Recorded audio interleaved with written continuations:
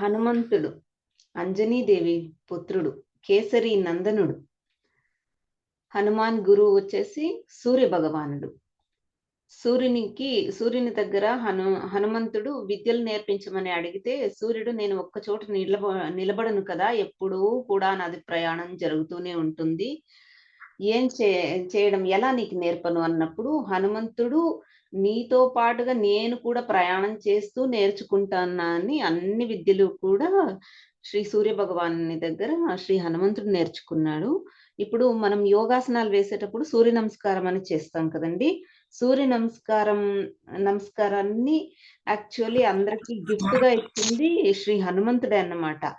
సూర్యుడు చలిస్తున్న ప్రతిసారి కూడా ఒక్కొక్క మంత్రాన్ని తీసుకొని 12 నమస్కారాలు ఉంటాయి సూర్యుని యొక్క 12 నామాలు కూడా తీసుకుని ఒక్కొక్క పోజ్ లో, అంటే ఒక్కొక్క పోస్చర్ లో సూర్య నమస్కారాన్ని చేస్తారు. ఆ సూర్య నమస్కారం రోజు చేయడం వల్ల ఆరోగ్యానికి చాలా మంచిది. చాలా ఆరోగ్యవంతులుగా ఉంటారు దాన్ని పాటిస్తే. అంటే నాకు సొంత ఎక్స్పీరియన్స్ తో చెప్తున్నాను. రియలీ వెరీ బ్యూటిఫుల్ వర్క్ అండి అది సూర్య నమస్కారం యోగాసనాలలో. తర్వాత రామాయణానికి వస్తే, శ్రీ వాల్మీకి మహర్షి రచించిన రామాయణంలో ప్రధానంగా 7 కాండాలు ఉంటాయి. అందులో హనుమంతుని గురించి చర్చించుకోవాలంటే కిష్కింద కాండ, తర్వాత సుందరాకాండలో ఎక్కువగా హనుమంతుని గుణగణాలు, విశేషాలు అన్ని కూడా వర్ణన వస్తుంది. కిష్కింద కాండలో రాముడు హనుమంతుని కలుసుకోవడం, హనుమంతునికి ఒకరు చెప్పి ఉంటారు, ఎప్పుడైతే నువ్వు మారువేషంలో ఉన్నప్పుడు నీ పేరు పెట్టి ఎవరు పలకరిస్తారో వాళ్ళే నీకు స్వామి, నీకు ప్రభువు, నీకు దైవము అని చెప్పి ఉంటారు. ఆ సమయంలో శ్రీరామచంద్రుడు హనుమంతుని పలకరించేసరికి, ఆంజనేయ అని సంబోధించేసరికి తనే నాకు దైవం అని ఆ రాముని పైన అంటే అంతటి సరెండరింగ్, అంతటి భక్తి, అంతటి ప్రేమ హనుమంతునికి శ్రీరాములు అంటే.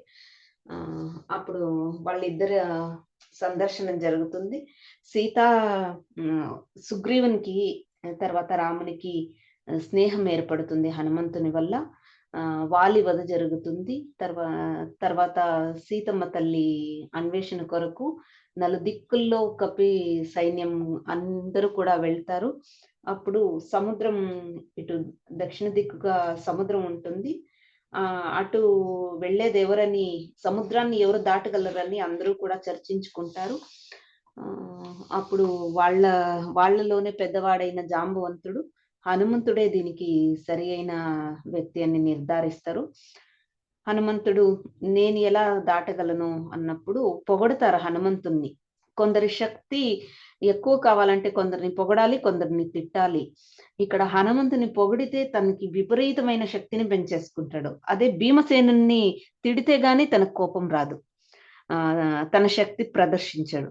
ఆ విధంగా హనుమంతుని పొగిడేసరికి అవలీలగా సముద్రాన్ని దాటేసి లంకా నగరాన్ని చేరి లంకలో సీతమ్మ తల్లిని అశోకవనంలో చూసి అక్కడ ఎవరికి కూడా అగుపించకుండా, అంటే కనపడకుండా తమలపాకులను తన శరీరం అంతా చుట్టుకుని అక్కడే చూస్తూ ఉంటాడు. రామ రామ అని జపం చేస్తుంటే సీతమ్మ తల్లి అది వినేసి ఇదేమైనా రాక్షసమాయన ఎవరో అనుకుంటే, అప్పుడు తల్లికి తోస్తుంది, లేదు తను నిజంగా రామభక్తు హనుమనే వచ్చినారనేసి అనుకుంటారు. ఇప్పుడు మనం అందరూ కూడా దేవాలయాల్లో, హనుమంతుని దేవాలయాల్లో చూస్తూ ఉంటాం. తమలపాకుల హారాన్ని ఎందుకు వేస్తారంటే అక్కడ తన శరీరాన్ని తమలపాకులు చుట్టుకుని రక్షిస్తుంది. అందుకని హనుమంతునికి తమలపాకుల హారం వేసినప్పుడు కోరిన కోరికలు తీరుస్తారని ఒక నమ్మకం అండి. మళ్ళీ లంక మొత్తం కాల్చేస్తారు. అక్కడ రాక్షసులకి పట్టుబడి లంక మాత్రం కాల్చినప్పుడు ఒక నాన్నుడి, చూసి రమ్మంటే కాల్చి వచ్చావా అని అంటారు మన పెద్దలు. అది ఎవరిని చూసి చెప్పారంటే శ్రీ హనుమంతుల వారిని చూసి చెప్పాలి అనే చెప్పుకోవచ్చు. వెళ్ళి సీతమ్మని చూసిరానే పంపారు, బట్ అక్కడ వెళ్ళేసి అంత కాల్చేసి వచ్చేసాడు. ఆ తర్వాత సీతమ్మ తల్లికి శ్రీరామచంద్రుని నుంచి తెచ్చినటువంటి అంగుళీకాన్ని ఇస్తారు, అంటే ఉంగరాన్ని తల్లికి ఇచ్చినప్పుడు ఆ తల్లి హృదయం ఎంతో సుందరంగా మారిపోతుంది. అంటే ఎంతో ఆనందంగా నిండిపోతుంది. మళ్ళీ అక్కడి నుంచి కూడా శ్రీరాములచంద్ర దగ్గర వచ్చేసి సీతమ్మ తల్లి ధరిస్తున్నటువంటి చూడామణిని ఆహ్, శ్రీరామచంద్రునికి చూపించేసరికి శ్రీరాముని హృదయం కూడా అత్యంత మనోహరంగా, సుందరంగా అయిపోతుంది. అందుకే ఈ అంజనీ సుతుని యొక్క గుణగణాల్ని వర్ణించేటప్పుడు తను చేసిన విశేషాల్ని వర్ణించే ఈ ప్రధానమైన ఈ ఖండానికి మాత్రం వాల్మీకి మహర్షి సుందరకాండ అనే నామాన్ని సంబోధన చేస్తారు. అంటే సీతారాముల హృదయాన్ని సుందరమయం చేసేశాడు. అంటే ఎక్కడున్నారు తల్లి అని తెలియక తపిస్తున్న రాముల వారికి జాడ తెలిసింది. తల్లి ఉన్న జాడ. ఇక్కడ తల్లి ఏమి తక్కువ కాదు.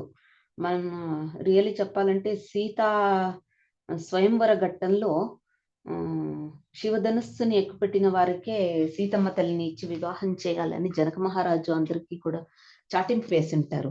ఎందుకు ఆ నిర్ణయం తీసుకున్నారంటే సీతమ్మ తల్లి చిన్నప్పుడు ఆడుకునేటప్పుడు ఆ శివధనుస్సుని అవలీలగా తీసి పక్కకు ఉంచేసేవారంట. అంతటి బరువైన శివధనుస్సునే పక్కకు ఉంచేసే తల్లి ఎంత పరాక్రమవంతురాలు. తను తలుచుకుంటే ఆ క్షణంలోనే రావణుని సంహరించి వెళ్ళి ఉండొచ్చు. బట్ ఇక్కడ భర్త కర్తవ్యం ఏమంటే భార్యని రక్షించుకోవాలని. ఎలా నడుచుకోవాలి భార్య అని చూపించడానికే తల్లి సైలెంట్ గానే ఉన్నారనే చెప్పాలి. మళ్ళీ రావణ సంహారం జరుగుతుంది. రావణ సంహారం జరిగిన తర్వాత సీతమ్మ అగ్ని ప్రవేశము, తర్వాత సీతారాములు అయోధ్యను చేరుకుంటారు. అయోధ్యలో శ్రీరామ పట్టాభిషేకం జరుగుతుంది. శ్రీరామ పట్టాభిషేక సమయంలో అందరికీ కూడా కానుకలు ఇస్తారు సీతారాములు. ఆ సమయంలో హనుమంతుని పిలిచి ముత్యాల హారం ఇస్తుంది తల్లి. సీతమ్మ తల్లి ఇచ్చినప్పుడు ఆ ముత్యాలను ఒక్కొక్కటిని కూడా కొరికి చూస్తూ ఉంటారు హనుమ. నాయన ఎందుకు ఇలా చూస్తున్నా అంటే, ఇందులో నా ప్రభు శ్రీరామచంద్రుని దర్శనం అవుతుందేమో అని చూస్తున్నాను అంటారు. అంటే ఈ నీలో కూడా ఉన్నారా అని ఎవరో ప్రశ్నిస్తారు. ఉన్నారా సీతారాములు అంటే, తప్పక ఉన్నారు. నా అణువులో కూడా ఉన్నారని తన హృదయాన్ని విప్పి చూపిస్తాడు హనుమంతుడు. అంతటి మహాన్ భక్తుడు. తర్వాత తల్లి ఒకరోజు సింధూరాన్ని ధరిస్తుంటారు. సింధూరం పెట్టుకుంటుంటే అమ్మా ఎందుకు ఇలా సింధూరం పెట్టుకుంటున్నావు అంటే, నా భర్త క్షేమం కోరి పెట్టుకుంటున్నాను. నేను ఇలా పెట్టుకుంటే శ్రీరాముని ఆయుష్ అన్నీ కూడా చాలా బావుంటుంది. తనకి శుభం కలగాలని ఇలా ఉంచుకుంటున్నాను అన్నప్పుడు హనుమంతుడు ఒక పని చేస్తారు. మొత్తం సింధూరం తన వంటి ఫుల్లు రాసేసుకుంటారు. అప్పుడు ఎంత భక్తి చూడండి హనుమంతునికి. అందుకే హనుమాన్ టెంపుల్స్‌లో సింధూరానికి ఎక్కువ ప్రాముఖ్యత ఉంది. ఈ విధంగా సీతారాములను కలిపి రాముని భక్తుల్లో అగ్రగణ్యుడు హనుమంతునికి మించిన భక్తుడు ఇంకొక ప్లేస్‌లో లేదు.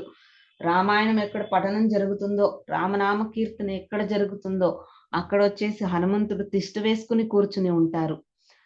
ఆ హనుమంతుని యొక్క గుణగణాలు మనలో కూడా జాగృతి చేయమని తల్లిని హృదయపూర్వకంగా ప్రార్థన చేస్తూ అందరికీ కూడా ఇంకొకసారి హనుమాన్ జయంతి శుభాకాంక్షలు. జై శ్రీ మాతాజీ. జై శ్రీ మాతాజీ అమ్మ. నీ పేరు గీత